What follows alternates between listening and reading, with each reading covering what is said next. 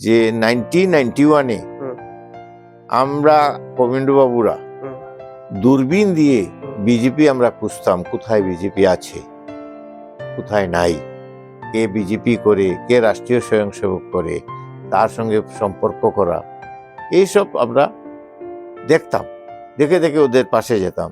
কিন্তু আজকে যে আমাদের এই সংগঠনটা,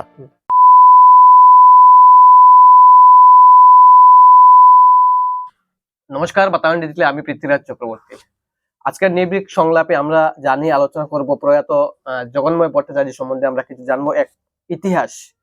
10 ডিসেম্বর 1992 সন প্রয়াত জগন্ময় ভট্টাচার্য রাত্রিবেলায় কোনো এক অজ্ঞাত পরিচয় দুষ্কৃতী দ্বারা খুন হন এবং সেই সময় 1992 সনে তিনি অবিভক্ত কাঠিগড়া মন্ডল ভারতীয় জনতা পার্টির প্রেসিডেন্ট ছিলেন। অবিভক্ত কাঠিগড়া মন্ডলের আমরা প্রত্যেক বছরই দেখি উনাকে শ্রদ্ধাঞ্জলি দেওয়া হয় উনার প্রতিমূর্তিতে।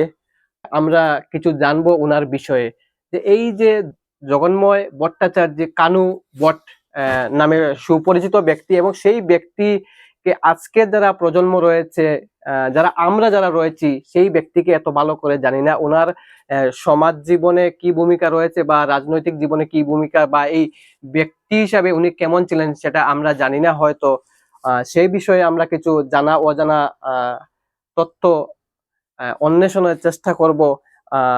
যিনি রয়েছেন আমাদের সঙ্গে আজকের এই পর্বে, তিনি হচ্ছেন সেই অবিভক্ত কাঠিগড়া মন্ডল ভারতীয় জনতা পার্টি সেই সময়ের সাধারণ সম্পাদক স্বদেশ রঞ্জন দাস। সেই সময় আমি আবারও বলছি, জগন্ময় ভট্টাচার্য ছিলেন অবিভক্ত কাঠিগড়া মন্ডল বিজেপি এর প্রেসিডেন্ট, সভাপতি, এবং উনার সঙ্গে ছিলেন যিনি জেনারেল সেক্রেটারি মিস্টার স্বদেশ রঞ্জন দাস আমাদের সঙ্গে রয়েছেন, এবং উনার থেকে আমরা জানবো এই জগন্ময় ভট্টাচার্য সম্বন্ধে কিছু জানার প্রচেষ্টা করব। এবং আমরা এই অনুষ্ঠান পর্বে স্বাগত জানাই আপনাকে, স্বদেশ রঞ্জন দাস মহাশয়। তো আমরা ধন্যবাদ পৃথ্বীরাজ, তোমার এই অনুষ্ঠানের জন্য। এটাকে একটা ইতিহাসের সঙ্গে পর্যালোচনা করা যাবে, কারণ আমরা যে ইতিহাস পড়াশোনা করি তাদের রাজা মহারাজা এসবের জীবনী আমরা জানি, অবশ্যই সেটাকেই বলে ইতিহাস। ঠিক এইভাবেই আজকের যে ইতিহাস যে সাবজেক্টটা আছে, সেই সাবজেক্টটা স্কুলে পড়ানো হয় না, কিন্তু এই ইতিহাসগুলা যে তোমরা লিখছো, তোমরা রাখছো, এটার জন্য অশেষ ধন্যবাদ তোমাদেরকে।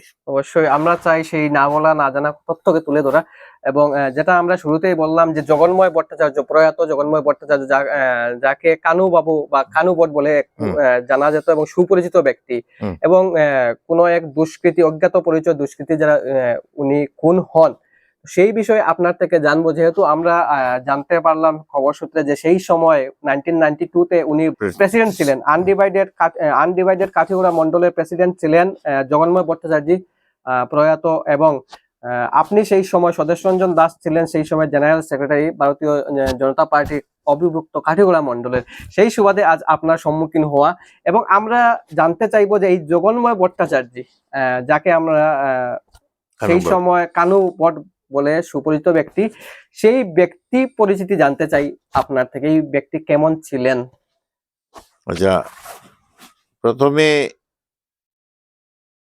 এই আমরা ওনাকে কানু কাকা বলে ডাকতাম। আমাদের বাবার ছোট ভাই হিসাবে ছিলেন তিনি। প্রায় সময় আমাদের বাসাতে আসতেন বা বাজার হাটে ওনার সঙ্গে দেখা হতো। আমরা যখন স্কুল লাইফে পড়ি তখন থেকেই উনাকে আমরা দেখছি।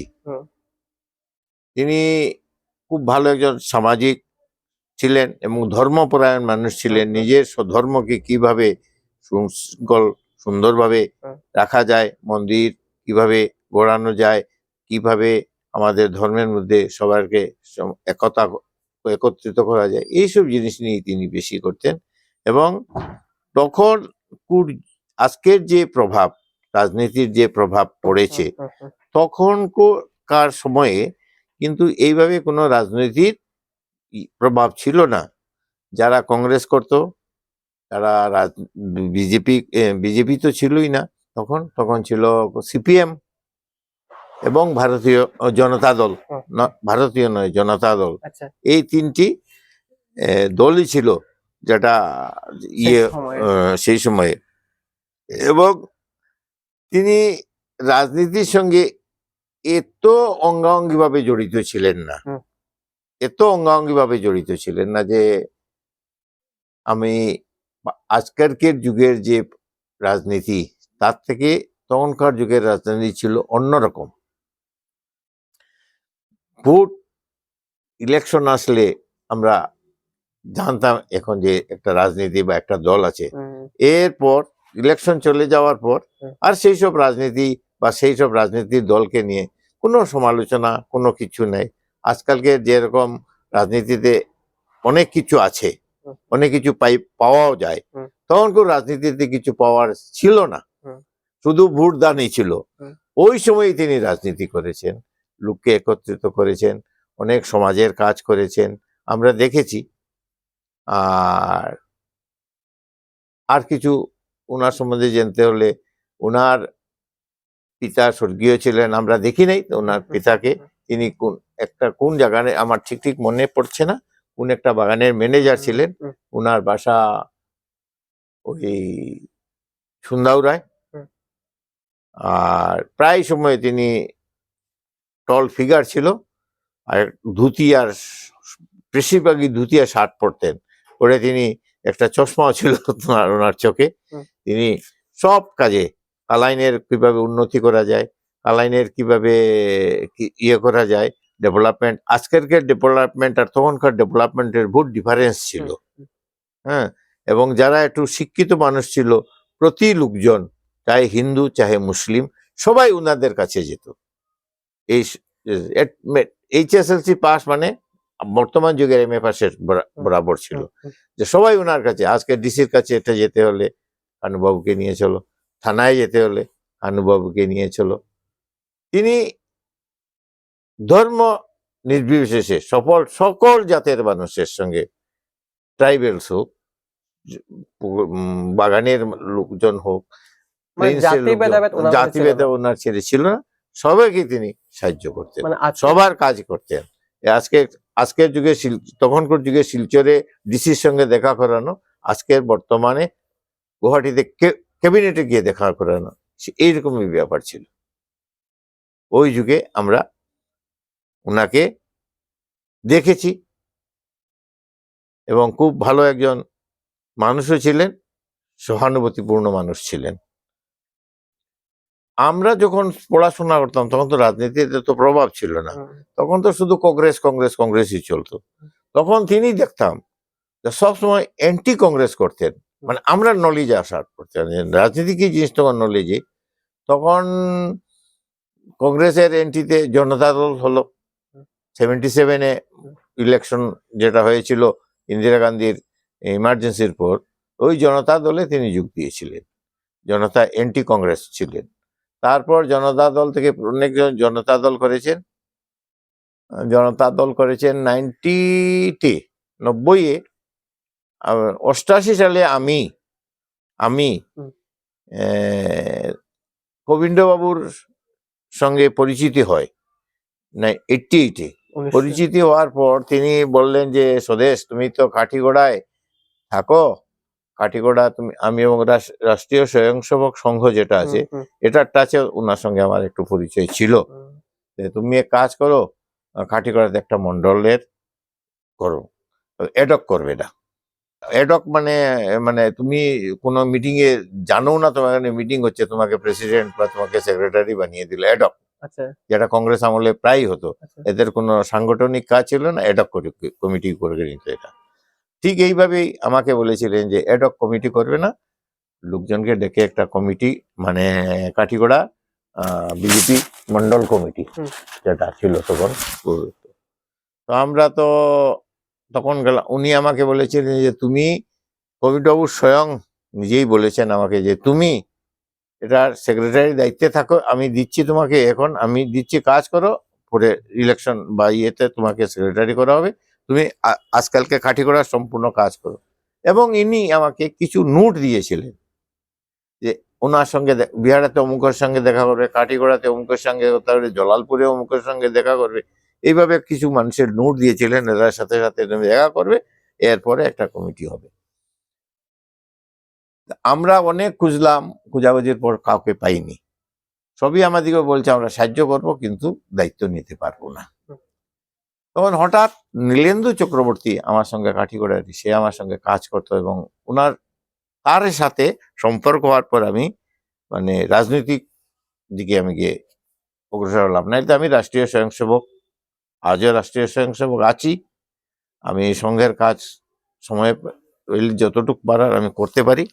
তখন নীলেন্দু আর আমি কাঠিগড়ার মণ্ডল বানাবার জন্য আমরা গোবিন্দবাবুর কথার উপর বিশ্বাস রেখে আমরা শুরু করলাম কাজ করা। তখন আমাদের মনে চিন্তা হলো, আমার আর নীলেন্দুর, চলো, উনি তো এন্টি কংগ্রেস আর চেষ্টা আমাদের এখানে তার জয়েন করবেন। ওই উনার বাসাতে গিয়ে আমরা কথাবার্তার পর গোবিন্দবাবু একটা কর্মী সম্মেলন করেছিলেন। প্রথম কর্মী সম্মেলন করেছিলেন কাঠিগড়ায়, একটা 388 নম্বর তারাপুর এলপি স্কুলে। তিনি স্বয়ং এসেছিলেন এবং কানুবট ওই দিনই বিজেপিতে জয়েন করেন। জয়েন করার পর সামনে জয়েন করেন এবং আমরা কাঠিগড়া থেকে মোটামুটি প্রায় 50 থেকে 60 জন আর আমরা এসেছিল এই কর্মী সম্মেলনে, আমরা সবাই জয়েন করি। তার কিছুদিন পর, ঠিক এখন মেমোরিতে আসছে না, দিনকালটা আমি ভুলে গিয়েছি, কিছুদিন পর কাঠিগড়াতে উনাকে মন্ডলের সভাপতি বানানো হলো, আমাকে জেনারেল সেক্রেটারি বানানো হলো এবং কাঠিগড়ার ইয়েতে ওর নামটা ভুলে গিয়েছি আমি, অবশ্যই যাই হোক, ভাইস প্রেসিডেন্ট করা হয়েছিল তাকে, নাম মনে হয়ে যাবে। তারপর নেপাল নাগ, তার ওই জওয়ালপুরের ডাক্তারবাবু, ওনার এক ছেলের নামটা আমি সে ভুলিয়ে গিয়েছি। বিহারা থেকে অনিল শুক্লবৈদ্য, উনি এখন প্রয়াত নাই। তারপরে কল্যাণ দেশমুখ একজন টিচার ছিলেন। এই সব আমরা মিলিতভাবে ওই কাল ওনাকে আমরা প্রেসিডেন্ট করি। ঠিক আছে, জানতে পারলাম। যেহেতু আপনাদেরকে আমরা বেশি সময় নেব না, আর 1-2টা প্রশ্ন আপনার কাছে থাকবে, যেহেতু আমরা জানতে চাইবো। ঠিক আছে, ওনার খুন হয়েছিল, ঠিক আছে, যেটা অজ্ঞাত দুষ্কৃতী দ্বারা, ঠিক আছে, তো সেই সুবাদে একটা জানতে চাইবো যে আপনাদের জানবেন যে তখন ওই তো 1991, আমি ঠিক ইয়ারটা খ্রিস্টাব্দটা বলতে, 91-তে তো বাবরি মসজিদ ভাঙা হয়েছিল ডিসেম্বর মাসে, 6 ডিসেম্বর না কত ডিসেম্বরে ইয়ে হয়েছিল। ঠিক এটা আমি মানে স্পষ্ট করে বলছি না, আমার অনেক দিন হয়েছে, কিছু মেমোরিও ডাল হয়ে গিয়েছে। আচ্ছা, তারপর ওই ইলেকশন যখন বাবরি মসজিদ ইয়ে করা হলো, ভাঙানো হলো, এর কিছুদিন তখন সম্পূর্ণ ভারতবর্ষে একটা থমথম অবস্থা চলছিল।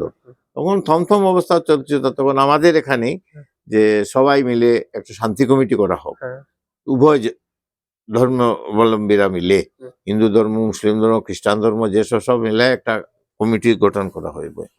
ওই দিন কমিটিতে তখন আমার 91-এ একটা ইলেকশন হয়েছিল। এই ইলেকশনে 92-র কথা বলছি, কিন্তু 90 আমার একটা ইলেকশন হয়ে আমার যে চোখটা দেখছেন, এই চোখটা আমি পার্টি বর্তমান কাজের জন্য আমি চোখটা নষ্ট হয়ে যায় এবং আমার এই মাথাটা এখানে এটা বদরপুর একটা বাই ইলেকশন হয়েছিল। বাই ইলেকশনে আমরা গোবিন্দবাবুর থেকে ডাকে সাড়া দিয়ে আমরা গিয়েছিলাম ক্যাম্পিং এর জন্য এবং ইলেকশন আগের রাতে একটা বিরাট অ্যাক্সিডেন্ট হয়, একটু মারামারি হয়, তখন আমার উপর একটা অত্যাচার করা হয়েছে, তখন আমার এই চোখটাও নষ্ট হয়ে গিয়েছিল। আচ্ছা যাক, এটা হলো 91-এর ঘটনা। তখন আমি 92-তে যখন বাবরি তখন আমাকে এইসব মিটিং এ আমি যেতে পারতাম না, কিন্তু আমাকে ডাকা হয়েছিল যে শান্তি কমিটি হবে, তুমি আসো, তুমি জেনারেল সেক্রেটারি। তো আমি আমার ব্যক্তিগত কারণে, যে আমি যে বললাম এই কারণে আমি যেতে পারিনি। ওই দিন আমাকেও ডাকা হয়েছিল শান্তি কমিটিতে যাওয়ার জন্য, আমি যাইনি। এমবি স্কুলে না কোথায় হয়েছিল, শান্তি কমিটি শেষ হওয়ার পর, কমিটি গঠন করার পর উনি বাজার থেকে কিছু শাকসবজি মাছ নিয়ে গ্রাম্য মানুষ, আমাদের গ্রাম তখন এত কালাইন নিয়ে যাচ্ছিলেন সন্ধ্যার সময়। হঠাৎ এই যে একটা থমথমে ভাব ছিল, সম্পূর্ণ ভারতবর্ষেই ছিল থমথমে ভাব, সেই সময় আমাদের এখানেও থমথমে ভাব, মানে লোকজন বাজারে কম যেত। আমি কি কারণে একটা মেডিসিন নেওয়ার জন্য আমি হেঁটে হেঁটে হালাঞ্চিমুকা পর্যন্ত গিয়েছিলাম একটা তখন মেডিসিন আনার জন্য। হঠাৎ কিছু লোক আমাকে বললো যে ভাগো ভাগো ভাগো, কান্নুবোটকে মার্ডার করা হয়ে গিয়েছে। হ্যাঁ, তখন হমতম, আমার একটা চোখ নাই, এই চোখে খুব কমে আমি দেখি, হমতম করতে আমি এইভাবে আসার সময় দেখলাম ঠিকই তো, এই সাইডে দোনো সাইডে লোকজন মারামারি জপট চপট চলছে। কিন্তু আমার এই ব্যক্তিগত অসুস্থতার কারণে আমি চুপচাপ কোনো, মানে রাস্তায় এসেছি, আমি অন্য কোনো রাস্তায় বা নিজেকে প্রাণ বাঁচানোর জন্য। আমার ভিতরে একটা সাহস ছিল যে আমি ভারতীয় নাগরিক, ভারতবর্ষ আমার দেশ, আমাকে কে মারবে।